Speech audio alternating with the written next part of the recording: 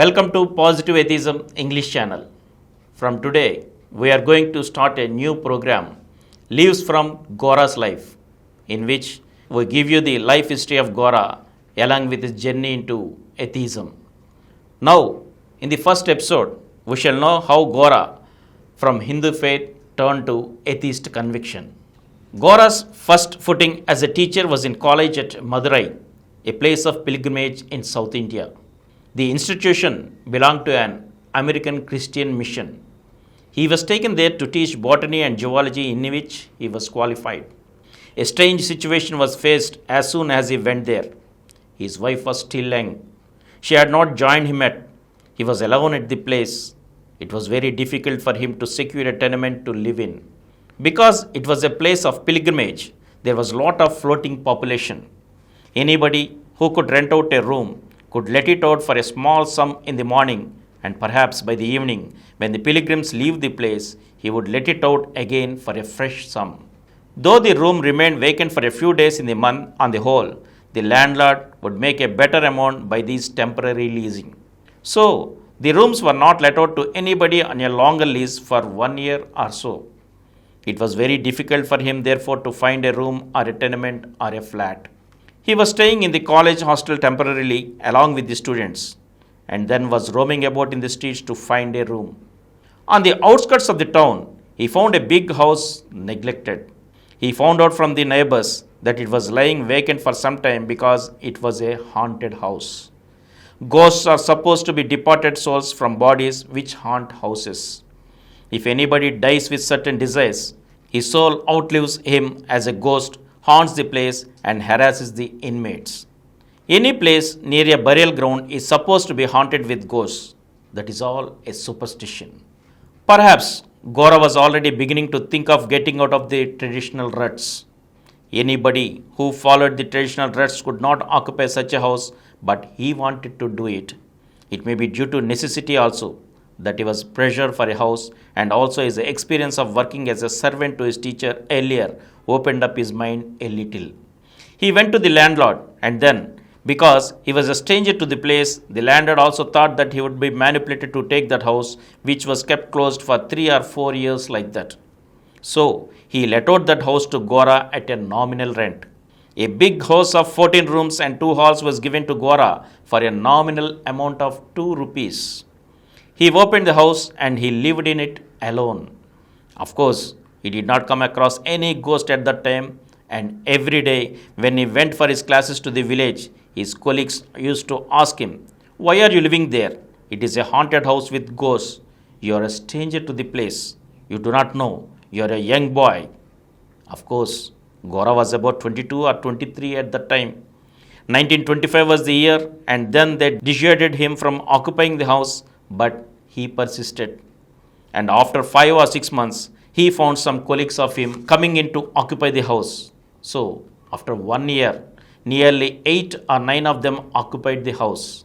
The other rooms also were let out like that, and the landlord thanked him very much for performing the opening ceremony for the house, which was kept closed for over 3 or to 4 years. That was his first experience in a daredevil action, as you may call it. When he occupied the ghost house or haunted house at Madurai, Gora was already crossing the borders of traditional beliefs. Ordinarily, he should not have occupied that house because it was a deserted, haunted house.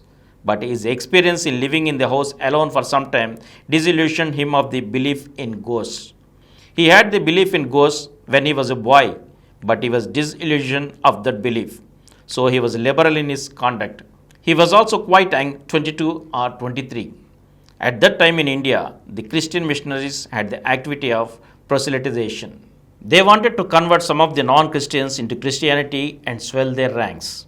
The Christian hospitals and the Christian educational institutions and service institutions also were active with the proselytization. So, the college principal slightly put it to Gora whether he would like to embrace Christianity, and they offered him certain facilities also in helping him to go abroad for working for his doctoral thesis in botany, and some other temptations also they placed before him.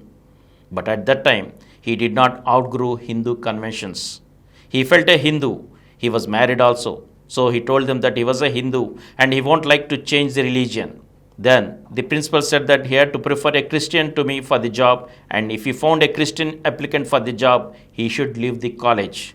Yes, Gora felt his position insecure. That was the time when one could get jobs and left for Coimbatore to work in the agricultural college. This incident made Gora think. Christians know what is contained in the scripture called Bible. Muslims know their scripture Quran, but there is no scripture of that kind for Hindus. Hinduism is something like paganism. It has got vast mythology, from animal sacrifice, drum beating, and base recital to Advaita, metaphysical notions of ultimate reality. There is no proselytization into Hinduism because it is of the pagan cult. It is not social. The first missionary religion in the whole world was Buddhism. Proselytization or conversion comes only when there is a social outlook, making others accept the ideology to which one belongs. Hinduism did not have that kind of social outlook. It was individual salvation. Every individual directly goes up to salvation through meditation or worship. It was not social. Therefore, we did not have this proselytization. Even today, the absence of the proselytization in Hinduism shows its primitiveness rather than a respect for which Gora learned later on. But at that time, when the principal of the Christian college asked him in 1926 to embrace Christianity, he felt a Hindu in the traditional way. But after principal's approach, Gora began to think and wanted to know what Hinduism actually meant for him. So, Gora began to study the Hindu scriptures like Bhagavad Gita, the Vedas, and the mythology. That led him to the study of comparative religions, Quran, Bible, and the sacred books of the East written by Max Muller. So, for 4 or 5 years, he spent his time in this study. Instead of doing any research work in botany, he was devoted to reading comparative religions. When he gained that knowledge of comparative religions, not only his mind was becoming more and more liberal, but he gained the idea that all these philosophies, the notions of gods and souls and other worlds are all men's conceptions. It's not God that created man, but it is man that created God. So he was slowly getting into anti-religious thoughts. He couldn't call it atheistic, but he would call it anti-religious beliefs. So after 6 or 7 years, Gora formally called himself an atheist. At that time, atheism to him was only a negative concept in the sense that he did not have faith in the traditional religious beliefs. So slowly, he became an atheist that way. Disillusion from the superstitions and his atheism was at first anti-superstition rather than of a positive kind. The positive content of atheism he appreciated a little later. At first, he started only with an anti-religious conviction. That's how atheism started in Gora. And from here, we shall continue in the next episode again. Thank you.